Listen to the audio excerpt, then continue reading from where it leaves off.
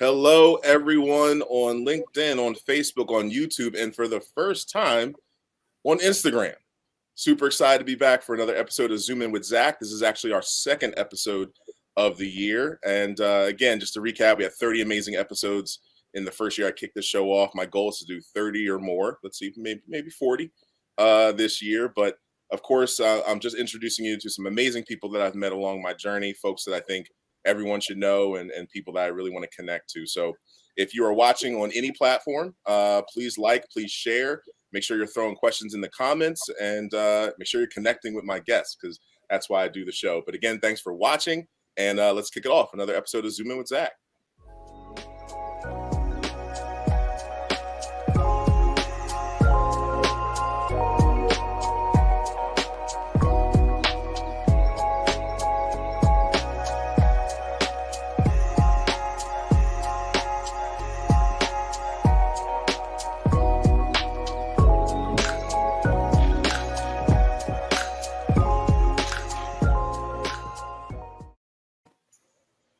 Hello, everyone. Welcome to another episode of Zoomin With Zack. And it's interesting. My guests that I have today are musical geniuses. And I now realize I should probably have them make me some intro music. I think that might be the next elevation of Zoomin With Zack. But again, super excited you're here with me for another episode. Whether you're watching on LinkedIn, on Facebook, on YouTube, please share the show. Because I have some great people for you to connect with today. And as always in season 2, I gave you inspirational quotes in season 1.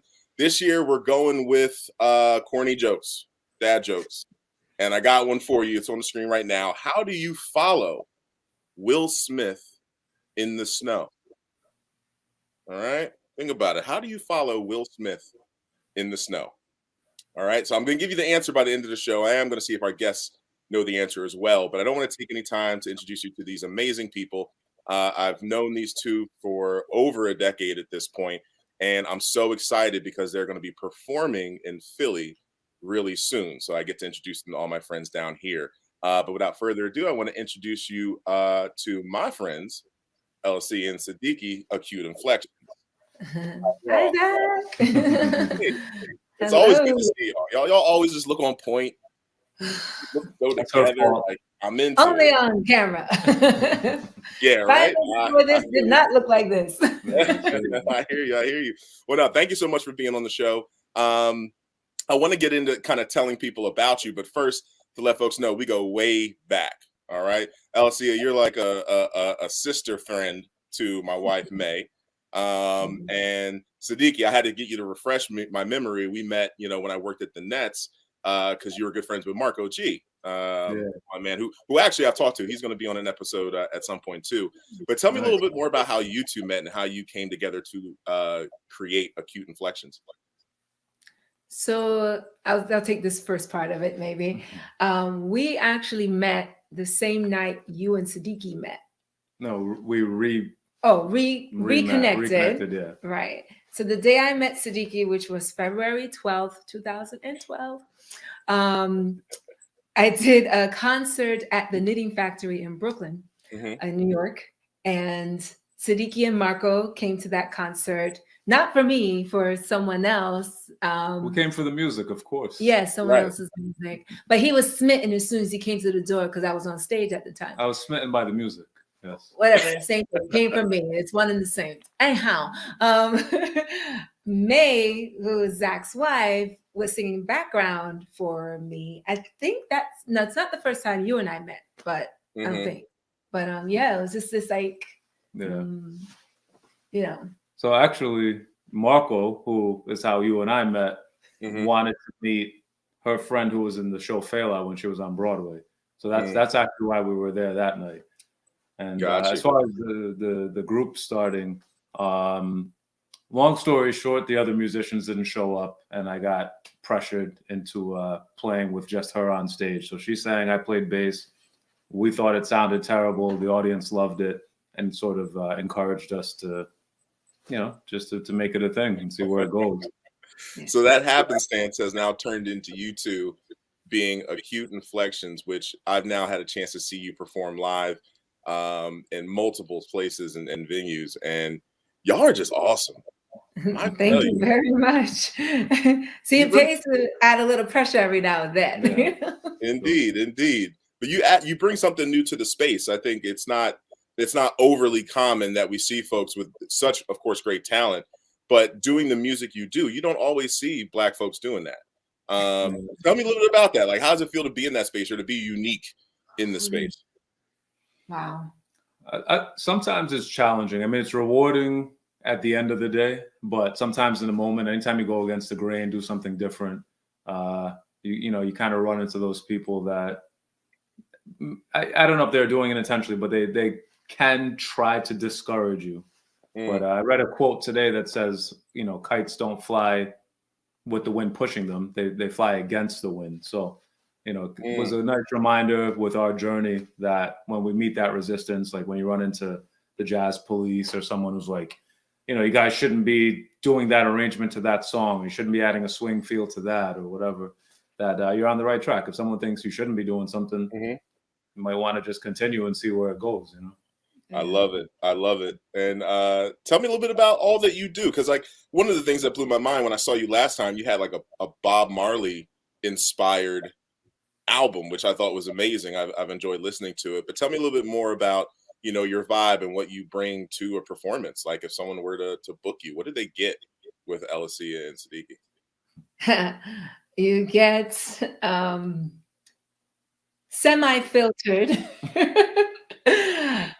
charisma, jokes, but musically you get some really unique interpretations of familiar songs that in the moment you don't even realize, wait, I know this song, Right. So like in the thick of it, just musical takes that are so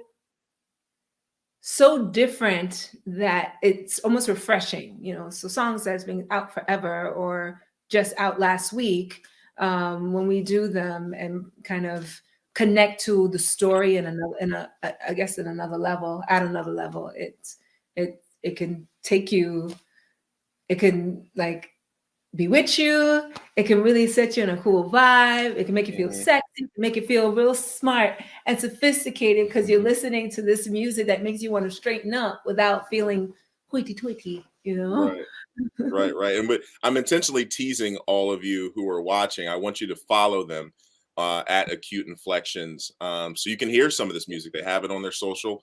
You can check it out. And of course, they perform tons up in New York, right? Do you live in Jersey or in New York? You're in New York. We were considering Jersey, and then this opportunity fell in our lap, so we are up in the suburbs. Gotcha.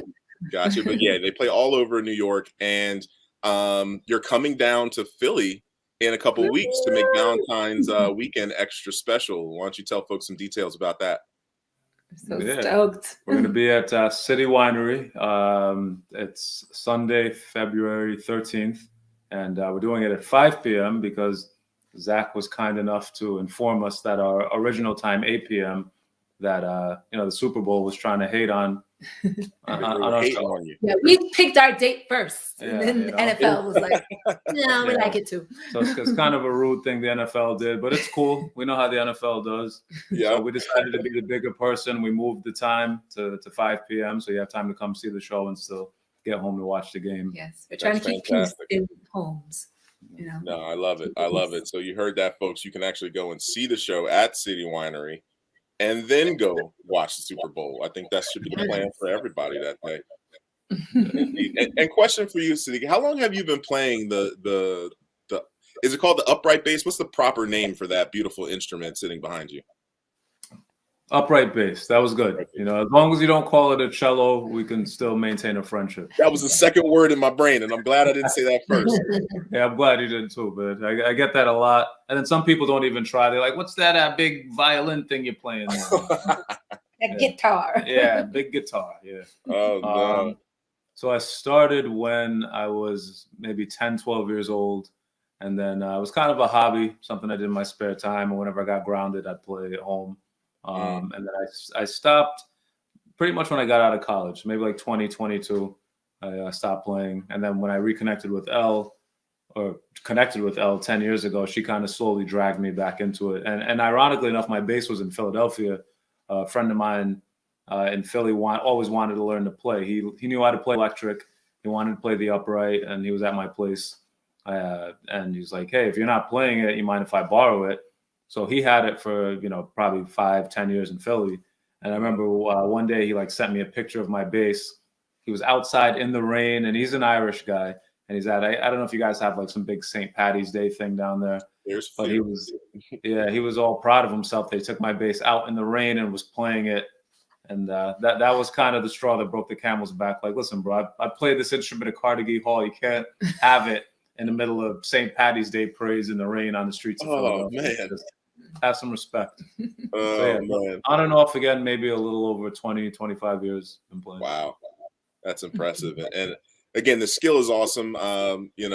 Elsie, I've been hearing you sing from the church to, on the stage. You have an amazing voice. And I think the pairing of you two is just, it's beautiful. Y'all make beautiful music together. Thank you. So folks, make sure you go hear this beautiful music on the 13th at Cine Winery. I'm going to pop it up on the screen again, just in case not everyone saw it. And this is like an awesome graphic too of you two. Like, I was looking at y'all had an artist come and do this. This is pretty cool. I like it. Thank you. Awesome. Who was it inspired by? What's the name of that artist again? Oh, yeah. We'll have to message you the name of, there's a French and kind of Russian Art Deco artist, a woman from, I want to say the 20s or 30s. Who, when we get off, you have to tag them on the Facebook, on one of the shows, because the convo keeps going. A lot of people watch this after we go live. So again, for folks, whether you're watching it live or you're watching it later, make sure you're liking, make sure you're sharing. And if you want, you can still ask them questions after the show. Just put it in the comments. That's all you got to do. So it's time for my favorite part. It's really kind of the only part of the show. It's 3 random questions. All right. So I'm going to ask you to give me a 3-digit number. None of the numbers can be the same. And I'm going to give you 3 questions that correspond with those numbers back here on my end. So what is your special number? You need a 3-digit number? I need a 3-digit number. We're going to combine it. Okay. So 7, 5, 3. 753. 753. Those are some solid numbers right there. All right. So question number 7. This is a really interesting question to ask someone of your skill. So I'm extremely interested in this answer. Question number 7. If you could only listen to one album or artist while you work, what or who would it be? And of course, you can't say the person sitting next to me. Oh, not fair. So we can't say any of our 4 albums that people can go listen to on Spotify, Apple Music. We can't do the album that reached #1 on the RMR Top Jazz chart. Just saying. Album. None of the singles that we released. Humbly speaking. None of any of those. All the amazing music is not eligible for this question, but it will be in the links below. I'll give you one. Then you can give one. So for me, Julia Kent. She's the cellist she plays such dark music. It's so moody, emotional. And if I listen in the shower, it's the most dramatic shower ever. What's her name again? Julia Kent. Julia Kent. Okay. I'm marking some of this down. I'm going to have to check her out. Julia Kent. And what about you, Siddiqui? Who are you listening to? It could be an album. It could be an artist. Yeah. If you're gonna say while I work, that limits me a little bit because I don't. There's certain music I like listening to maybe when I'm driving, but working, it's like I got to be focused on something. So I have to enjoy the mood, but it can't be so great musically that it takes my attention. So I don't know. I might have to go with. I'm torn because I love Badu, so I want to say Baduism, but I feel like I get into Baduism a little too much. And maybe I've just listened to Miles Davis like a few thousand times too much, like Kind of Blue. So it's like I know it. So it doesn't take my attention as much as it did 30 years ago. So yeah, I'm going to go with some kind of Blue, Miles Davis. Got it. Classic. Cool. Next question. You had number 5. And number 5 is another interesting one. If you could go back to your first days as a professional and give your old self one piece of advice, what would it be? I'll take this and you can tell me. Save your money. Man, when I keep telling Siddiqui, like, boy, when I was on Broadway, if I just know what I know now, if I knew it back then, I'd be set. That's a good one.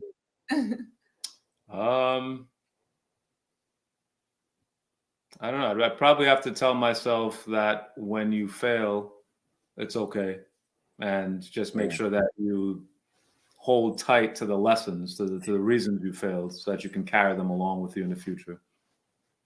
Preach, Siddiqui. Preach.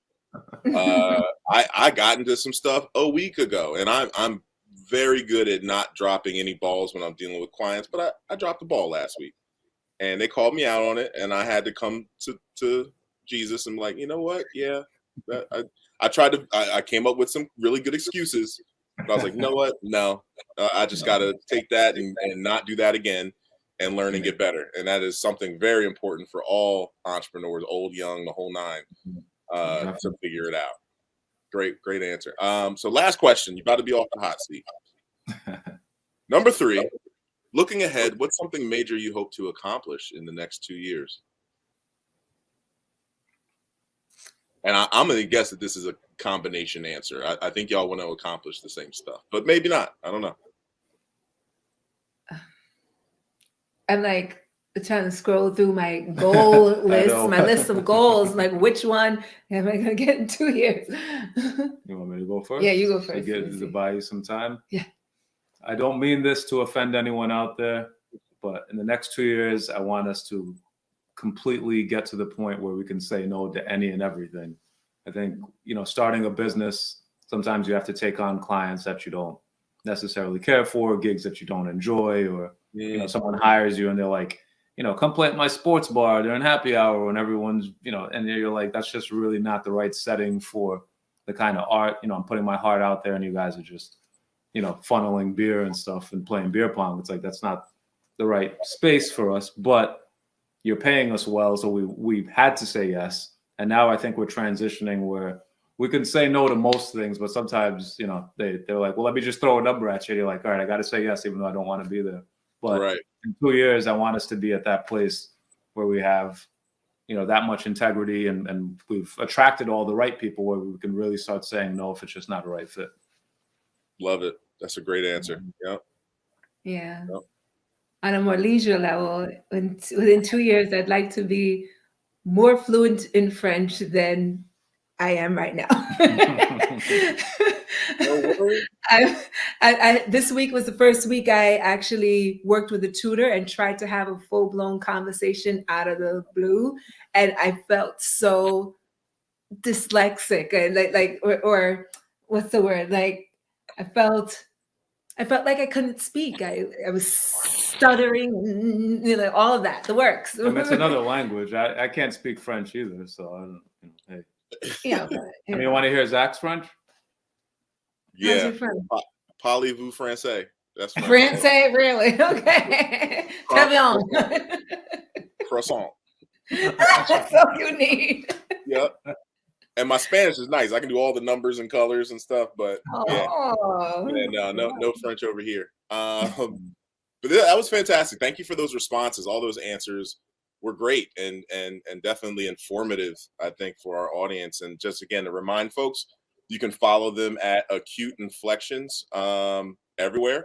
What all platforms are you on? Are you even on so you're on Instagram? I know that you're here on LinkedIn. You got a Facebook page. Is there anything else? Are you TikTokers? No, we're too old yet.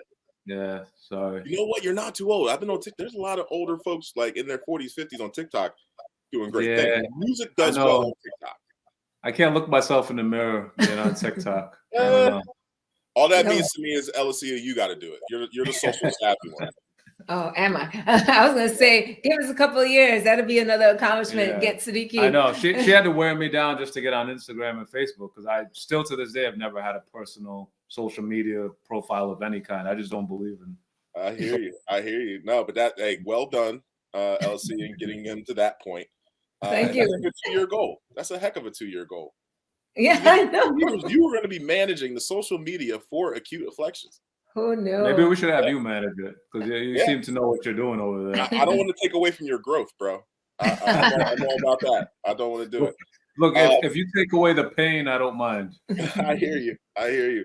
Folks, again, just as a reminder, on the 13th, 5 o'clock City Winery, you can check out this lovely couple and talented group at the City Winery. So make sure you go to acuteinflections.com to get your tickets. I am going to head out. We're going to have another show for you folks watching later. Make sure you're still sharing the show. I'm going to leave it to my awesome friends to close the show. And my only request as they close the show is I want Elsie to say something in French. Oh, no! Oh my gosh! Okay. Hello. Bonsoir. Oui, notre Zooming with Zack. Yeah, that's correct. Whatever she just said, I'm sure it was flawless French. It was not. And whoever out there speaks French, you can confirm that in the chat. We hope you enjoyed Zoomin with Zack. Please join him again. And please join us on February 13th at City Winery in Philly for our Jazzy Love Affair show. Yeah, and you have no excuse not to be there since the Eagles are not. I'm not trying to rub it in that the Eagles easy. No. That they disappointed you yet again. Oh. But yeah, we'll see you there. À bientôt. See you guys. Tout à l'heure.